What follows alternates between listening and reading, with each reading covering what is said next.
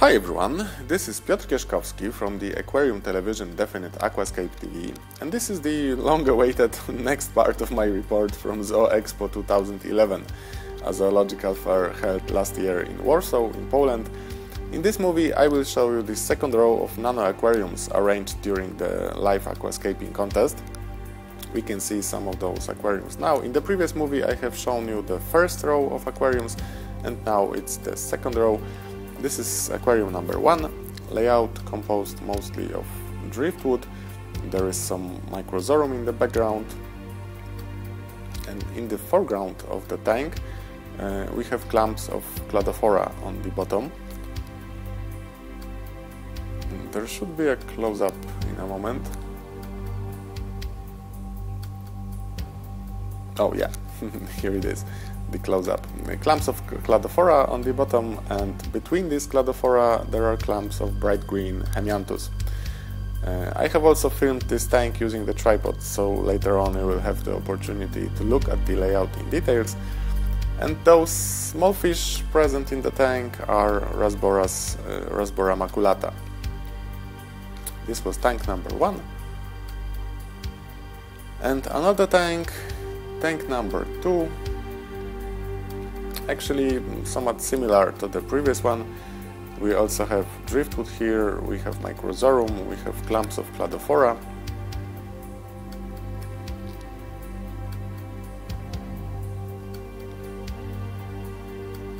Oh, here they are, sorry. This dark green lawn covered partially by sand. All this is made of cladophora, and those bright green, higher grass-like plants, this is probably the smaller variety of Eleocharis.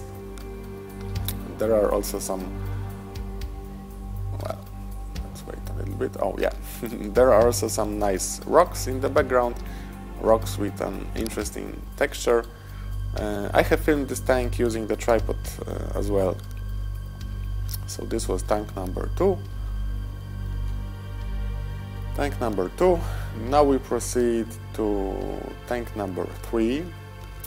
There are also some rocks here, although they are more edgy, more sharp. Comparing to the rocks in the previous tanks, we have some Cryptocorynes here and also some Rasboras.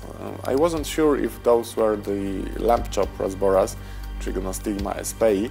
I thought that they might be some other Rasboras from the group of species similar to Harlequin Rasboras, but luckily some reinforcements have arrived.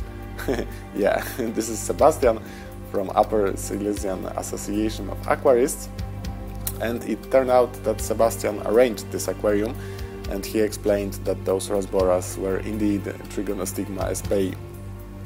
Some anubias in the front, some Cryptocorynes, some rocks, sand of 2 colors, and the white sand between the rocks resembles the bed of a stream in the mountains. So this was the tank number 3, made by Sebastian from Upper Silesia, and now we have tank number 4. Tank number 4 with dark substrate, but the layout is composed mostly of bright colors. By the way, the water was very clear in this tank. A very nice aquarium in general, nice colors, lots of bright green plants, and those 3 male guppies, they suited very well for all those bright plants. Just below the water surface there is some Bolbitis attached to the driftwood, and those bright green clumps are Micranthemum umbrosum. This stemmed plant in the back is the Diplis andra, and in the middle we have Minipelia ricardia camedrifolia, and here on the left side is a small anubias. It's worth mentioning that those colorful guppies are perfect fish for such bright green layouts, because they are not disturbed by the bright light, and they do very well in an usually quite hard tap water. So guppies are very good ornamental fish for such exhibition aquariums. So this was the layout number 4, and now we proceed to the layout number 5, with the whole bottom planted with cladophora, or well, better to say covered with cladophora, as this species of plant cannot be planted actually. We also have single clumps of Eleucharis here. This is this grass-like plant, and again we have a shoal of Rasboras. This time I think they are the Harlequin Rasboras. And in the middle of the bottom there is a single piece of driftwood. The tank number 5. Now we go to the tank number 6.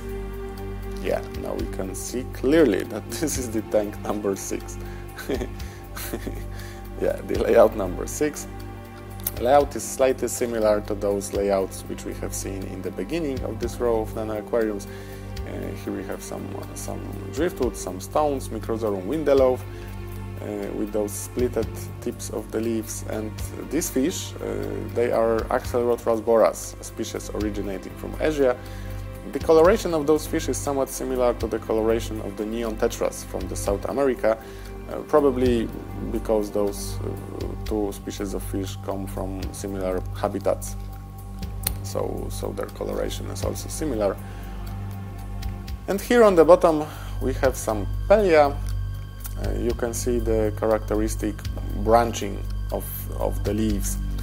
This branching distinguishes this species from the Lomariopsis fern. Such a peaceful, calm aquarium. Somehow it reminds me of a fragment of a dark, shady forest. Really nice setup. So this was the tank number 6. And here we have tank number 7. This is my favorite tank in this row. I have filmed this aquarium using the tripod, so later on you will have the opportunity to take a closer look on the details of this layout. Very nice dark green composition. A lot of mosses were used here. Right in the middle, this dark green clump. I'm not sure if it was Christmas moss or Taiwan moss. I have asked some aquarists who know more than me about planted aquariums, but they were not sure about this moss either.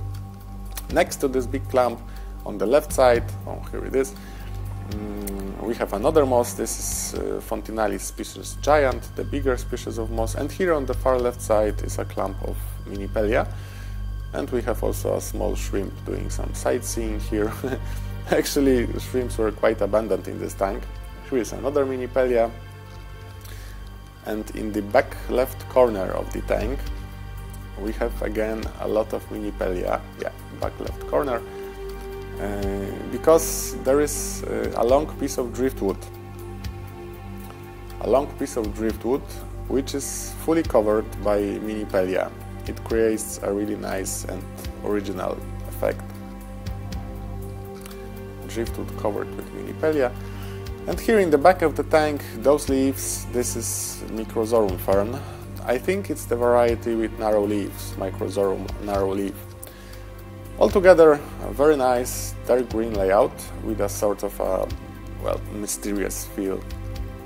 This was the layout, the tank number 7. Now we proceed to the tank number 8, which for a change is kept in rather reddish colors. Here we have a group of plants concentrated in the middle of the tank, arranged around some pieces of driftwood, and this driftwood is sticking out above the water surface, above the water level. Oh, now we can see it.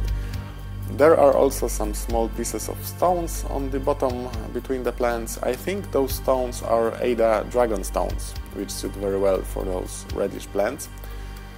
Altogether, this tank made a very good contrast with the previous dark green aquarium.